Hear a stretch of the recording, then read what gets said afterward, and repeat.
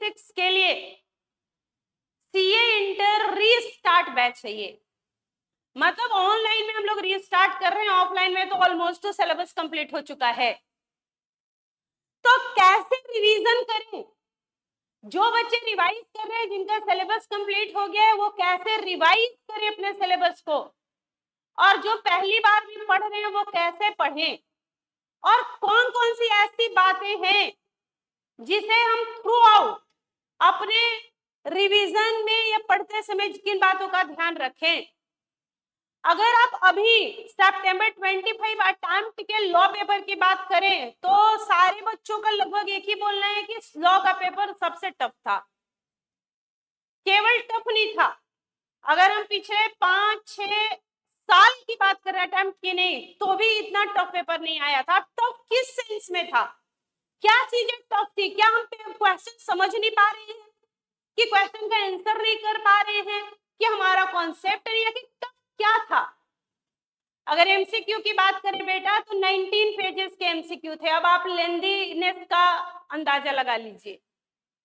अगर मार्क्स आपको 30 दे रहा है, एमसीक्यू मार्क्स 30 दे रहा है और 19 पेजेस हैं और क्वेश्चन सॉल्व करने में आपको 1-1.5 घंटा लग जा रहा है, तो इस हिसाब से आप कॉम्प्लेक्सिटी समझ सकते हैं। एमसीक्यू के बारे में हम लोग यही बोलेंगे कि एमसीक्यू को करने में टाइम लगा, वास्तव में टाइम लगेगा।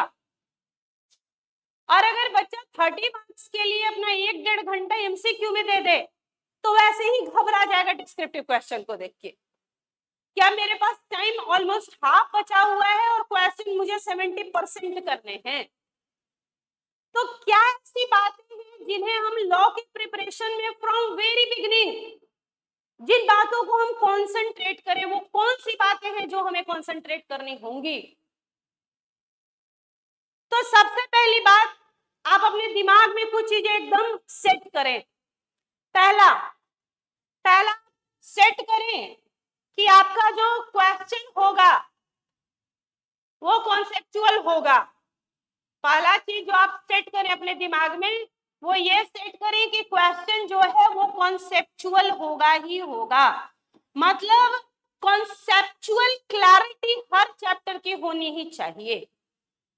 चैप्टर कॉन्सेप्चुअल होगा ही होगा। दूसरी बात जिसके लिए हम तैयार होंगे वो है कि क्वेश्चन लेंदी हो सकता है, क्वेश्चन लेंदी हो सकता है, क्वेश्चन लेंदी होगा। हम एग्जाम के दिन पेपर देख के डिसाइड करें और घबराएं, उससे पहले हम अपने माइंड सेट को पहले ही तैयार करेंगे कि क्वेश्चन कंसेप्चुअल होगा, क्वेश्चन लेंदी होगा, क्वेश्चन ट्रिकी होगा। ये अपने दिमाग में बैठाइए कि क्वेश्चन आपका ट्रिकी होने जा रहा है, क्वेश्चन ट्रिकी होगा। आईसीए अब डायरेक्ट क्वेश्चन की जगह कॉन्सेप्चुअल क्वेश्चंस में आ रहा है। मतलब कोई भी बच्चा अपनी तैयारी अगर ऊपर से करे कि मैं ये चैप्टर ऐसे देख लूं, वो चैप्टर ऐसे देख लूं, ये चैप्टर ऐसे छोड़ दूं, तो भैया आपका पास होना बड़ा मुश्किल है। पास होना मुश्किल हो जाएगा अगर ऊपर से और हम सुपरफिशियल स्टडी करें चैप्टर्स की। तो इन डेप्थ स्टडी करनी है, थॉरो स्टडी करनी है, पूरा आईसीए मटेरियल आना चाहिए, पूरा कॉन्सेप्ट आना चाहिए। तो चाहे कुछ भी हो जाए, आईसीए कितना भी टफ क्वेश्चन रखे, 60% लाना मुश्किल नहीं होगा, कॉन्सेप्ट पे पकड़ना होगा। इसी बार जो क्वेश्चन डिपॉजिट का पूछा है, डिपॉजिट के क्वेश्चन में वो आपसे पूछ रहा है कि 1 करोड़ और 1.25 करोड़ का आपने एडवांस लिया है, तो क्या हम अपने बिजनेस में अगेंस्ट द गुड्स या अगेंस्ट द सर्विसेज एडवांस ले सकते हैं? तो आंसर है हाँ, हम एडवांस ले सकते हैं। अगर अगेंस्ट द गुड्स हम एडवांस ले रहे हैं तो 365 डेज के अंदर हमें गुड्स को डिलीवर कर देना होता है, और अगेंस्ट सर्विसेज ले रहे हैं तो जो इंडस्ट्री का नॉर्म है कि इतने दिन के अंदर वो सर्विसेज आपको दे देनी है, और 5 year which ever is lower, उतने में आपको सर्विस प्रोवाइड कराना है, और नहीं तो वो पैसा डिपॉजिट मान लिया जाएगा। तो यहाँ कंपनी ने 2 तरीके का डिपॉजिट एक्सेप्ट किया। एक डिपॉजिट जो है 1 करोड़ का, वो 2 साल के अंदर पे करना था, और दूसरा 5 साल। तो जो 2 साल वाला है वो तो नहीं होगा, क्योंकि वहां पे इंडस्ट्री का नॉर्म और 5 years whichever is लोअर था। लेकिन दूसरा जहां था कि 7 साल और 5 साल whichever is लोअर, 7 साल दिया हुआ था इंडस्ट्री का नॉर्म और 5 साल, और हमने 6 साल के लिए लिया है, तो वहां तो 5 years लोअर हो गया, और 6 साल के लिए था तो 1.25 करोड़ डिपॉजिट हो गए थे। तो क्वेश्चन ये हलवा नहीं था। अगर आपको ये बात याद थी कि अगेंस्ट दी गुड्स या सर्विसेज हम ले सकते हैं डिपॉजिट, तो कितने दिन में गुड्स डिलीवर करना होता है, कितने दिन में सर्विस है, और अगर आप उसको, आपको पता भी है प्रोविजन, लेकिन अगर आप प्रोविजन को अप्लाई कर पाते हैं तभी डिपॉजिट का क्वेश्चन बना पाए होंगे आप।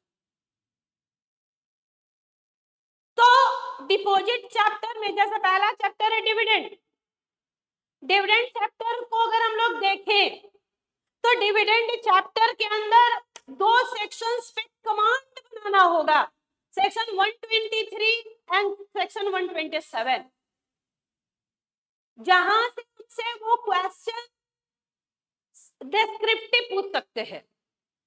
एमसीक्यू वाले जो सेक्शंस हैं, सेक्शन 124, 125, 126, डेज याद करना है आपको। डिविडेंड चैप्टर में आपको पता है कोई भी इलेक्ट्रॉनिक फॉर्म इन्वॉल्व नहीं है, कोई भी फॉर्म नहीं है, छोटा सा चैप्टर है, 5 सेक्शंस का चैप्टर है, 123 to 127 का। बहुत बार बच्चों के दिमाग में आता है, ये बच्चे मुझसे पूछते हैं कि क्या मैं डिपॉजिट चैप्टर छोड़ दूं, क्या मैं चार्ज चैप्टर छोड़ दूं, क्या मैं जीसीए छोड़ूं? क्यों छोड़ना, क्यों छोड़ना? सबसे पहले इसकी एनालिसिस करो कि चैप्टर का वेटेज क्या जा रहा है, चैप्टर कितना वेटेज आईसीए एग्जामिनेशन में रखता है। 15 चैप्टर टोटल पढ़ने इन लॉ में, हम क्यों एक भी चैप्टर छोड़ेंगे? हम सारे चैप्टर्स को पढ़ेंगे। आईसीए तो सिलेक्टिव तो कर नहीं रहा कि वो क्वेश्चन इस बार डिपॉजिट से नहीं देगा, इस बार चार्ज से नहीं देगा, इस बार डिविडेंड से नहीं, क्वेश्चन कहीं से भी होगा, कुछ भी होगा। हमें क्या याद रखना है, हमें सारा कॉन्सेप्ट, हमें हर सेक्शन का कॉन्सेप्ट पता होना चाहिए। अगर बात कंपनी की कर रहे हैं तो हमें पता होना चाहिए सेक्शन 123 क्या बोलता है, 124 क्या, 125 क्या, 126 क्या, 127 क्या है, डिविडेंड का पता होना चाहिए।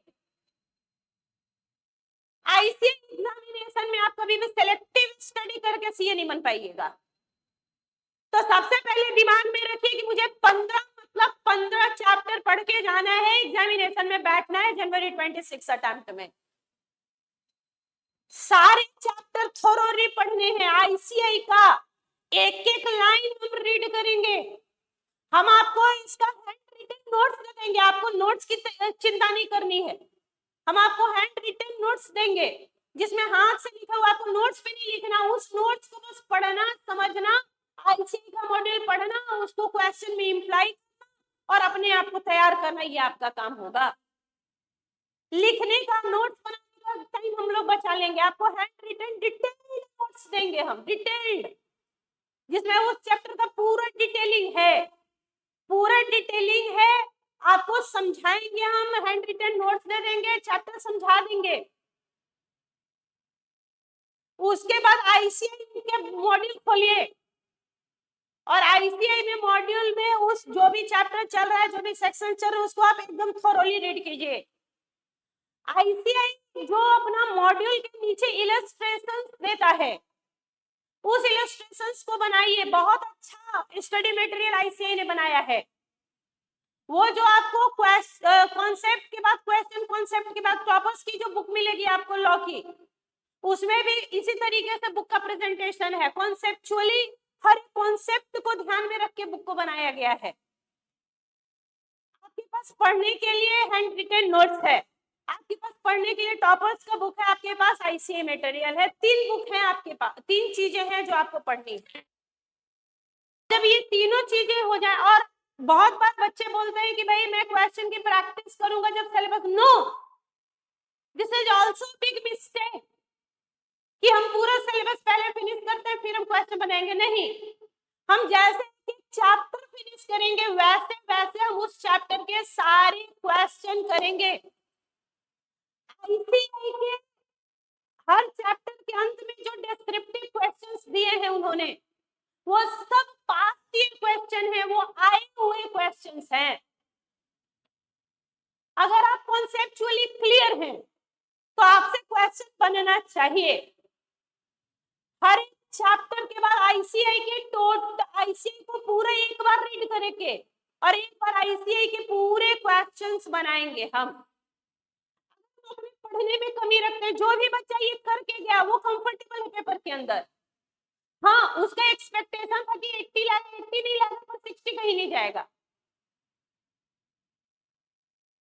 ये बहुत किस्मत खराब हो जाए, हम बहुत डिस्टर्ब हो गए एमसीक्यू देख के, तो अभी 40, 45, 50 ला के पेपर तो बचा लेंगे, अटेम्प्ट तो बचा लेंगे। क्वेश्चन सारे के सारे कॉन्सेप्चुअल होंगे, क्वेश्चन लेंथी होगा, क्वेश्चन ट्रिकी होगा। आज ही दिमाग में बैठाइए, ये जिस क्वेश्चन देख के और जनवरी अटेम्प्ट में नहीं बोलना, आज ही बोलना है क्या कि लॉ का पेपर कॉन्सेप्चुअल होगा, लॉ का पेपर लेंथी होगा, लॉ का पेपर ट्रिकी होगा। हम तैयारी आज ही करेंगे इस बात की। हम क्वेश्चन देख के उसकी एनालिसिस देख के नहीं बोलेंगे कि ऐसा हो गया, माइंड सेट है मेरा कि क्वेश्चन ऐसा ही होगा। तो बात सही है। तो मान लो जब हम पहला चैप्टर, ये एबीसी एनालिसिस है चैप्टर्स के कि कैसे क्वेश्चन पूछ रहे हैं और हमें कितने इन डेप्थ में जाके चैप्टर को ब्रेक करना है। तो सबसे पहले ये वो चैप्टर्स है जो आपको पास कराने में मदद करते हैं। 7 चैप्टर देखिए, ये आपको पास कराने के लिए मदद करते हैं। मतलब कोई बच्चा अगर इन 7 चैप्टर्स पे पकड़ बना ले, declaration and payment of dividend, deposit, charges, management and administration, accounts, audit और कंपनी इनकॉर्पोरेटेड आउटसाइड इंडिया, तो वो लॉ में पास हो जाएगा। टोटल लॉ में 15 चैप्टर पढ़ के जाएंगे, तैयार करके जाएंगे, हम तैयार होके जाएंगे। लेकिन वो ऐसे 7 चैप्टर जो आसान है और जिनको करने के बाद आपके दिमाग में एक चीज आ जाएगा कि भैया चाहे कुछ हो जाए, पेपर चाहे जैसा भी हो, मुझे कोई डर नहीं है। ना तो मुझे पेपर में पास होने का कोई डर है, ना मुझे स्कोरिंग का डर है। ये सबसे पहले क्लियर करना होगा। तो declaration and payment of dividend की अगर बात करें बेटा हम लोग, तो इस चैप्टर में 5 ही सेक्शन है। 5 सेक्शन अच्छे से इलेबोरेट करके रीड करें, उसके बाद एक बार आईसीआई में जाके खंगालें, उसके बाद जितने डिस्क्रिप्टिव क्वेश्चन है कर लीजिए, डिविडेंड कंप्लीट, दूसरे चैप्टर में मूव करें।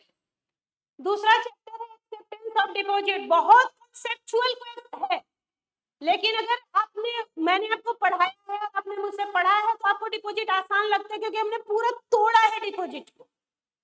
हमने डिपॉजिट को पार्ट्स में तोड़ दिए पूरा। सेक्शन वाइज तो आपको सेक्शन 73, 76 और 76 से ही पढ़ना है। 74 इररिलेवेंट हो चुका है और 75 डिलीट हो चुका है।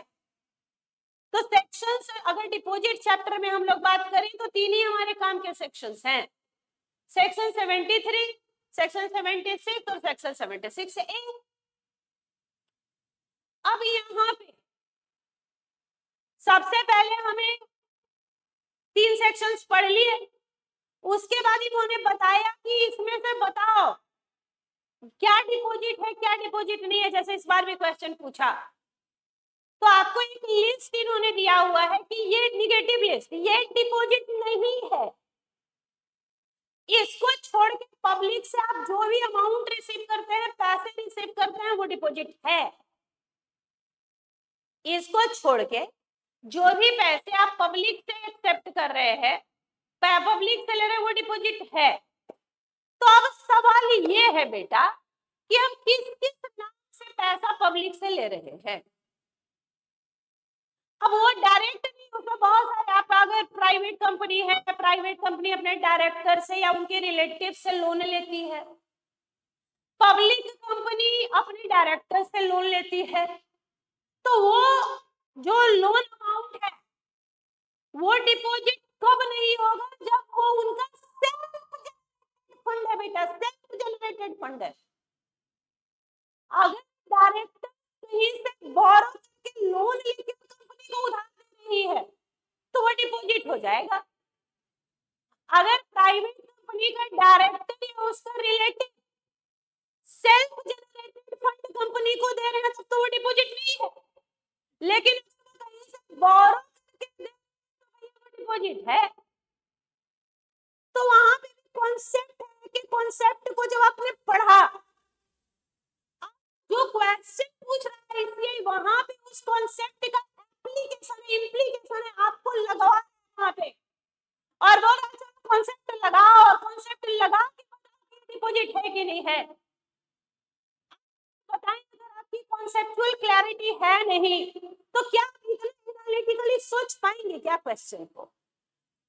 क्वेश्चन एनालिटिकल होगा मतलब कॉन्सेप्ट है, लेकिन क्या उस कॉन्सेप्ट को लगाना है कि केवल कॉन्सेप्ट या प्रोविजन रख रहे हैं हम? अगर आंसर है कि नहीं मुझे प्रोविजन अप्लाई करने आता है, मैं एनालिटिकली उसको अप्लाई कर सकता हूं, तो अगर आप एनालिटिकली अप्लाई कर सकते हैं तो ही आप आईसीए का एग्जामिनेशन पास कर सकते हैं।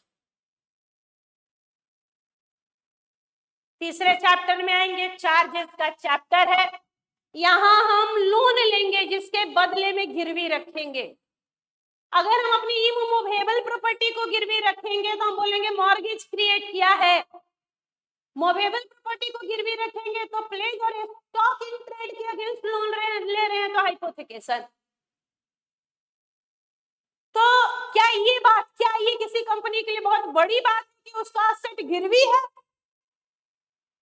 हाँ, तो ये बात क्या रजिस्ट्रार को बतानी होगी? तो आंसर इज यस, रजिस्ट्रार को बतानी होगी।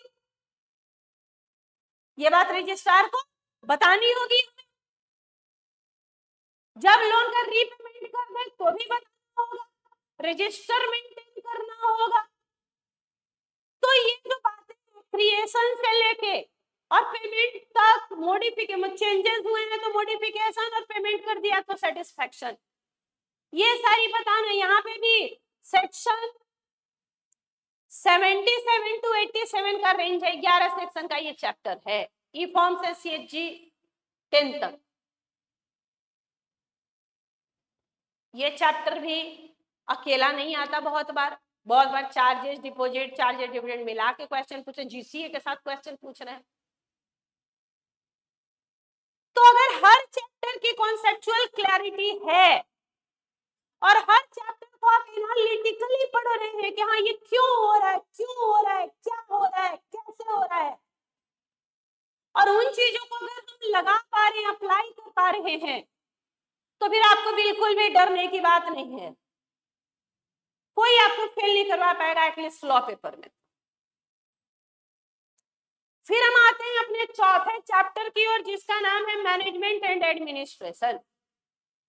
देखने में बड़ा लेंथी चैप्टर और आपके सिलेबस का सबसे बड़ा chapter management and administration, section 88 to 122 का 35 सेक्शन का चैप्टर है। सेक्शन 88 to 122 तक का चैप्टर है। अब इसको भी हम लोग पार्ट में बांटे। पहला पार्ट रजिस्टर रिटर्न का हो जाएगा, दूसरे पार्ट में हम लोग मीटिंग वगैरह की बात करेंगे, सेक्शन 96 एजीएम की। तीसरे पार्ट में हम लोग वोटिंग की बात करेंगे, और लास्ट पार्ट में हम लोग रिजोल्यूशन वगैरह की बातें करेंगे। तो अगर हम लोग मैनेजमेंट एडमिनिस्ट्रेशन को पार्ट में बांट दें तो फिर चैप्टर को पढ़ना, चैप्टर को याद करना हमारे लिए आसान होगा। इस बार एक क्वेश्चन पूछा आईसीआई में, एजीएम 4 दिन लेट हुआ था तो पेनल्टी का क्वेश्चन था। सेक्शन 99 की पेनल्टी को हम लोग मार्क करा देंगे, इंपॉर्टेंट मार्क करो, सेक्शन 99 की पेनल्टी पूछेंगे वो। एजीएम नहीं हुआ अगर ड्यू डेट को, या जो आपने डेट बोला नहीं हुआ अगर एजीएम ड्यू डेट को, तो 1 लाख रुपए का जुर्माना लगेगा ही लगेगा, और जितना डिले होगा पर डे के लिए 5000 रुपीज का पेनल्टी लगेगा। इस बार भी जो उन्होंने पेनल्टी पूछा वो आपका 1 लाख प्लस 4 दिन का डिले हुआ था तो 5,000 इंटू 4 1,20,000 की पेनल्टी लगी।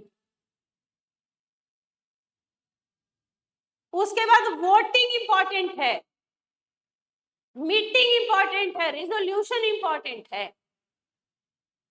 तो हमें पता तो है ही कि क्या इंपॉर्टेंट है। फिर अगर आप उस इंपॉर्टेंट पे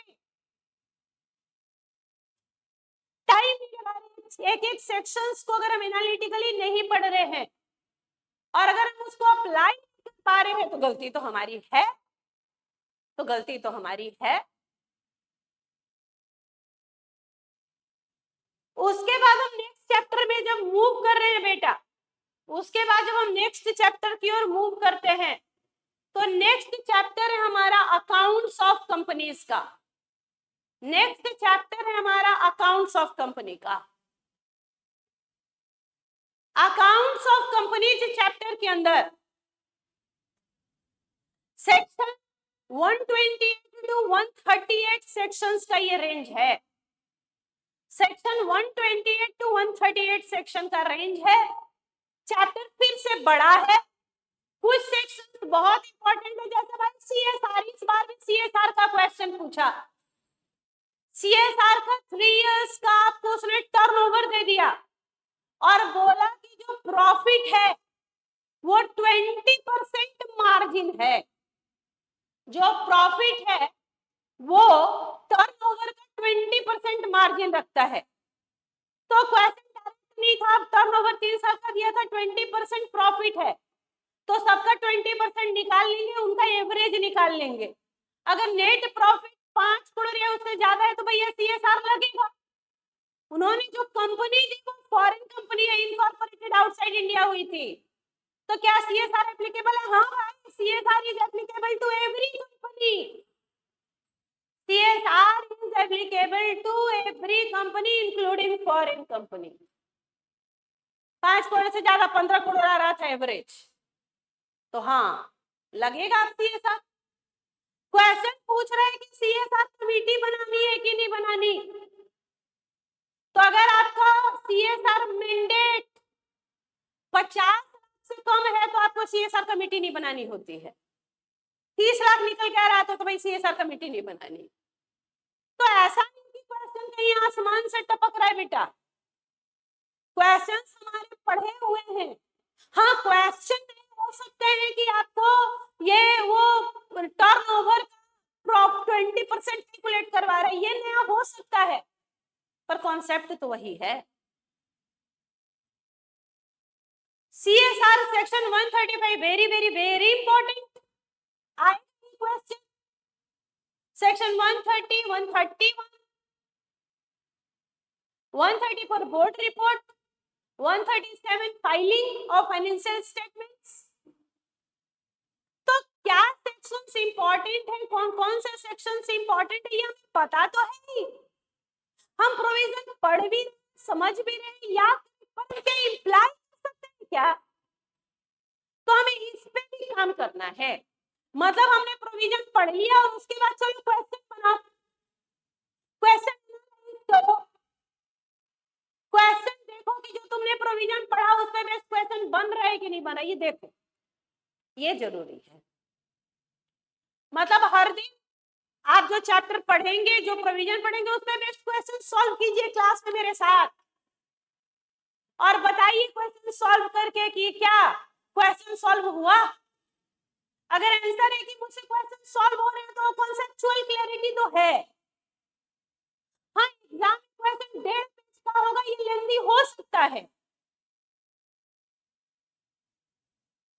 उसके बाद ऑडिटर फिर से एक इंपॉर्टेंट चैप्टर जो आएगा ही क्वेश्चन में।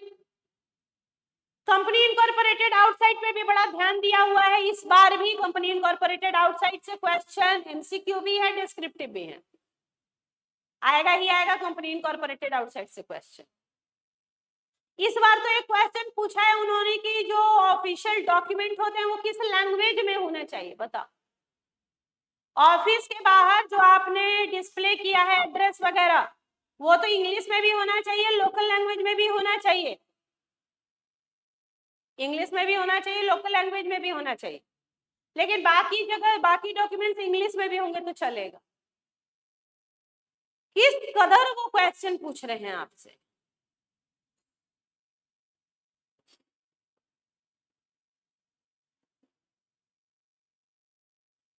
कमेटी जो बनाएंगे उसमें 2 पर्सन होने चाहिए थे।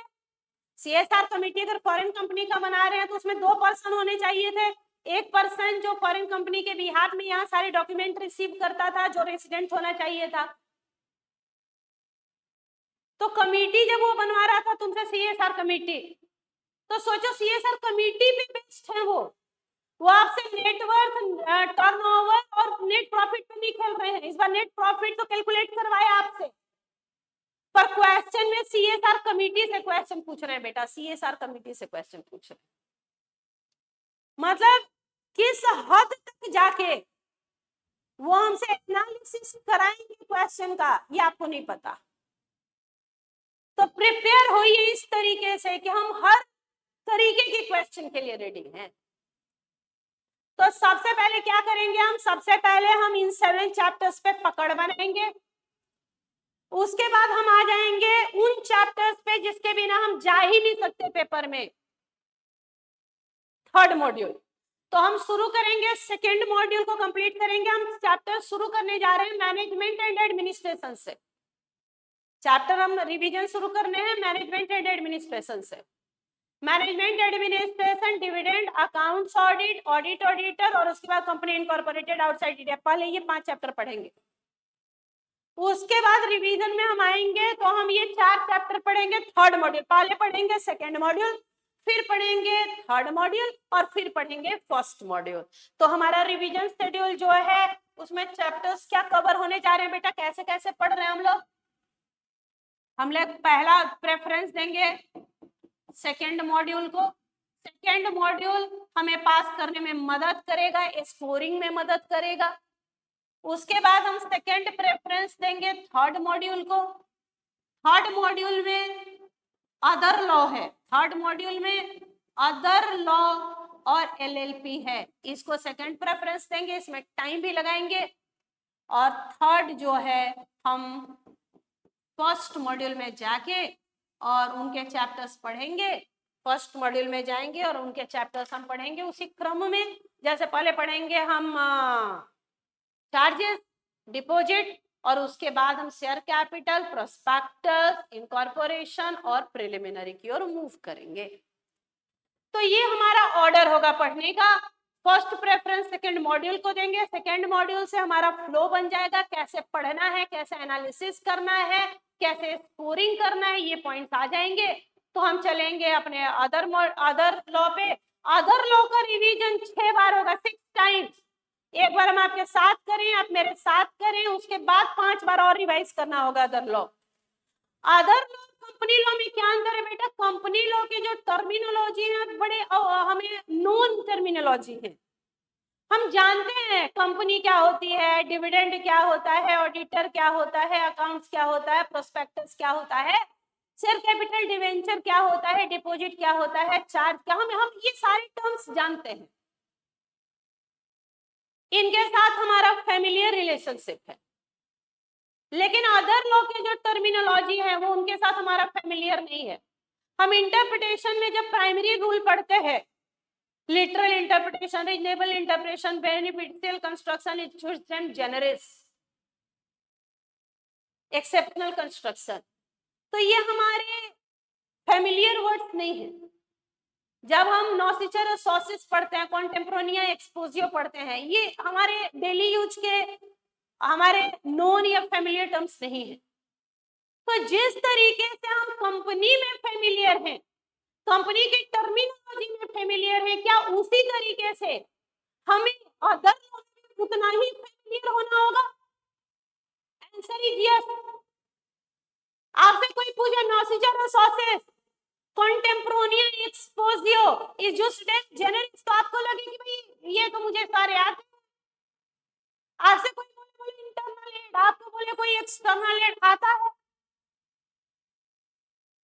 ये टर्मिनोलॉजी आती है। जनरल क्लॉजेस एक्ट के दो पार्ट हैं। पहले पार्ट में हमने 28 डेफिनेशंस पढ़ा है और सेकेंड पार्ट में स्पेशल इंटरप्रिटेशन करते हैं। स्पेशल वो हमें आना चाहिए। फेमा, फेमा देखने को बहुत छोटा चैप्टर, प्यारा सा चैप्टर, छोटू chapter. Question, foreign investor India में आके क्या नहीं कर सकता? आपने पढ़ा कैपिटल अकाउंट ट्रांजैक्शन कि वो इंडिया में आके चीट फंड, निधि फंड, एग्रीकल्चर, इंफ्रास्ट्रक्चर प्रोजेक्ट वगैरह में पैसे नहीं लगा सकता। हाँ, अगर इंफ्रास्ट्रक्चर टाउनशिप है तो लगा सकता है। तो अब ये बात है, कुछ क्वेश्चन डायरेक्ट फॉर्मेट के, कुछ क्वेश्चन इनडायरेक्ट फॉर्मेट के। रूल्स पता है, कुछ ट्रांजैक्शंस प्रोहिबिटेड ट्रांजैक्शन की लिस्ट है, याद करना पड़ेगा कि हम इक्विटी इन्वेस्टमेंट, ज्वाइंट वेंचर वगैरह में नहीं कर सकते, प्रोहिबिटेड है। हम एक्सपोर्ट कर रहे हैं तो टी टोबैको का जो है अप टू 10% जो एक्सपोर्ट इंसेंटिव है वो फ्री है, उसके अलावा बाकी सारे ट्रांजैक्शन प्रोहिबिटेड है। तो वो जो लिस्ट है, शेड्यूल्स है, वो हमें याद होने चाहिए। शेड्यूल 1, 2, 3 हमें याद होना चाहिए। Capital account, current account, capital account क्या है, करेंट अकाउंट है, आना चाहिए। प्रेसिडेंशियल स्टेटस आना चाहिए, आता है तो हो गया फेमा। तीन ही चीज ही है। एलएलपी, बहुत बार एलएलपी को हल्के में ले लेते हैं बच्चे। ये मॉड्यूल, इसमें जो कुछ पेजेस है 10-12 पेज, वो फाउंडेशन वाली है। एलएलपी क्या है, एलएलपी का कैरेक्टरिस्टिक बताओ, एलएलपी कंपनी से अलग कैसे है, एलएलपी पार्टनरशिप से अलग कैसे है, डेजिग्नेटेड पार्टनर क्या होता है, इनकॉर्पोरेशन तो वही है। इसके अलावा और भी बहुत सारे सेक्शंस आपको पढ़ने हैं इंटरव्यू पे, वो आना चाहिए। जिसमें एक क्वेश्चन था कि इस बार भी एक क्वेश्चन पूछा है बेटा कि अगर एलएलपी का एक पार्टनर है, वो छोड़ के जा रहा है सिटीजन, तो क्या वो खुद भी आरओसी को बता सकता है क्या? बोल रहा है हाँ बता सकता है फॉर्म 4 में कि मैंने एलएलपी छोड़ दी। अब रजिस्ट्रार एलएलपी से ये बात स्पेशल नोटिस दे के 15 दिन के अंदर कंफर्म करता है। तो क्वेश्चन तो होगा, और क्वेश्चन आपके सारे पढ़े हुए भी हैं। ऐसा एक क्वेश्चन नहीं है जो तुमने नहीं पढ़ा है उसका तुमको प्रोविजन नहीं आता। लेकिन क्या एप्लीकेशन आता है? क्या हम चैप्टर का, क्या हम क्वेश्चन पेपर का लेंथ देख के घबरा रहे हैं? क्या हम उसका इतने पेजेस में एमसीक्यू है, बहुत कॉम्प्लेक्स होगा, ऐसा सोच ले रहे हैं? नो डाउट कि क्वेश्चन पढ़ने में टाइम लगा है एमसीक्यू, नो डाउट इसमें कि अगर कोई बच्चा बहुत अच्छे से भी किया हो तो एक घंटे का टाइम उसको एमसीक्यू में गया है, ये बात हम मानेंगे लेंथ वाइज। लेकिन इसका ये मतलब नहीं था कि हम फेल हो जाएंगे लॉ में, या लॉ में पास होना मुश्किल था, या पेपर ऐसा था कि कोई पास ही नहीं होगा, ये सब नहीं है। एक बात और याद रखें कि अगर पेपर इस तरीके का उन्होंने सेट किया है एनालिटिकली, तो मार्किंग भी उसी तरीके से लिबरल होगी, नो डाउट। यहाँ पे आईसीआई जो है थोड़ा रहमदिल होता है, जब भी क्वेश्चन इस तरीके का आउट ऑफ बॉक्स लगता है बच्चों को तो मार्किंग होगी वैसे लिबरल, घबराने वाली बात नहीं है। लेकिन जो बीत गई तो बात गई। क्या नेक्स्ट, क्या रीस्टार्ट, क्या हम वहीं रुक जाएं या आगे बढ़ते रहे? तो हमेशा आंसर है आगे बढ़ते रहे। रुकना तो सॉल्यूशन ही नहीं है, सॉल्यूशन हमेशा मूव करना, आगे बढ़ना ही होता है बेटा। तो ये तो करेंगे, हम आगे बढ़ेंगे और उसके बाद उन चैप्टर्स पे आएंगे जो एग्जाम में आते हैं। आप ये नहीं बोल सकते कि तुम प्रोस्पेक्टस पढ़ के मत जाओ, शेयर कैपिटल पढ़ के नहीं जा रहे, ये कभी हम नहीं बोलते। बाकायदे हम आपको ये जरूर बोलते हैं कि अगर कोई बच्चा 3 to 22 उसको पढ़ना है तो उसमें अगर वो 10 ये सेक्शन पढ़ के चला जाए तो काम हो जाएगा, ये हम बोलेंगे, आज भी बोल रहे हैं। उसी तरीके से शेयर कैपिटल एंड डिवेंचर की बात करें तो सेक्शन 43 to 72 का रेंज है बेटा। सेक्शन 43 to सेक्शन 72 का रेंज है, 30 सेक्शंस के चैप्टर हैं, 30 सेक्शन का चैप्टर है, बड़ा चैप्टर है। कुछ सेक्शंस बहुत इंपॉर्टेंट है, वो करके जाना ही होगा। तो सबसे पहला कि क्वेश्चन चैप्टर एक भी छोड़ के नहीं जाएंगे, हम सारे के सारे चैप्टर कवर करेंगे। पहली बात किस ऑर्डर में करेंगे? हम पहले मॉड्यूल 2 करेंगे, फिर मॉड्यूल 2 से हम पूरे फ्लो में आ जाएंगे और पास होने वाला काम हो जाएगा। फिर हम आएंगे स्कोरिंग की ओर, जो कि बिना अदर लॉ के नहीं होगा। और सबसे लास्ट में रेसिड्यूरी पढ़ना 15 के 15 चैप्टर है। 15 के 15 चैप्टर 3 मंथ्स में आपके टिप्स पे होंगे, मेरी गारंटी है, अगर आप मेरे साथ रिवीजन करते हैं। लेकिन रिवीजन फ्रूटफुल ये नहीं कि आज मेरा मन कर रहा है तो क्लास देखे, नहीं, आपको डेली लाइव होगा 9 बजे टॉपर्स के इसी चैनल पे सुबह 9 बजे लाइव होगा। आपको डेली डेली मेरे साथ रिवीजन करने, डेली लाइव आके रिवीजन कीजिए। 1.25 घंटे का रिवीजन सेशन लेंगे, बहुत ज्यादा आपका टाइम नहीं लेंगे। 1.25 घंटे लॉ मेरे साथ रिवाइज करें और उसके बाद छोड़ दें। उसके बाद आप बाकी चैप्टर आपने सब्जेक्ट पढ़े, आप लॉ मत पढ़े। आप डेली 1.5 घंटे लॉ पढ़े, उसके बाद लॉ मत पढ़े। डेली 1.5 घंटे मुझे दीजिए। 3 महीने तक आप मुझे 1.5 घंटे सुबह लॉ का दीजिए, सुबह 9 बजे 1.5 घंटे रोज। बहुत कम भी, बहुत खराब भी, बहुत टफ पेपर भी आ जाए तो 60 नंबर कहीं नहीं जाएगा, वो मेरा वादा रहा। लेकिन आप डेली लाइव आइए सुबह 9 बजे, मेरे साथ जुड़िए, क्लासेस देखिए, पढ़िए, जैसे बोल रहे हैं वैसे क्वेश्चन सॉल्व करते चलिए और देखिए होता है कि नहीं होता।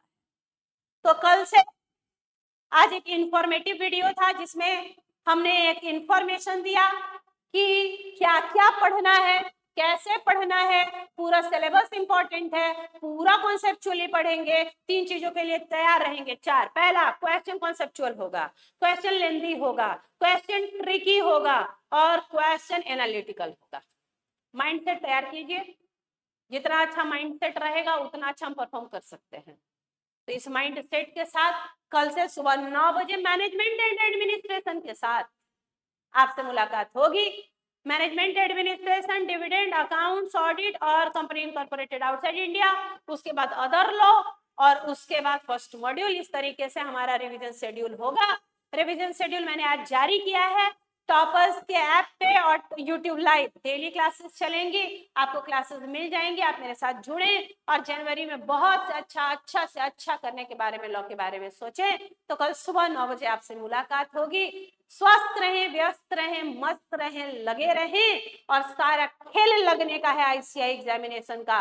कंसिस्टेंसी और हार्डवर्क करते रहें, निश्चित तौर पे आप जनवरी में भूतपूर्व पास होंगे। Thank you very much. God bless you to all of you.